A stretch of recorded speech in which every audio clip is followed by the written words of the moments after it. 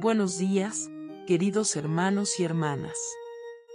La palabra de hoy, lunes 2 de marzo de 2026, es de Salmos 22, versículo 27. Se acordarán y se volverán al Señor todos los confines de la tierra. Y la escritura de hoy es de Mateo 8, versículo 11.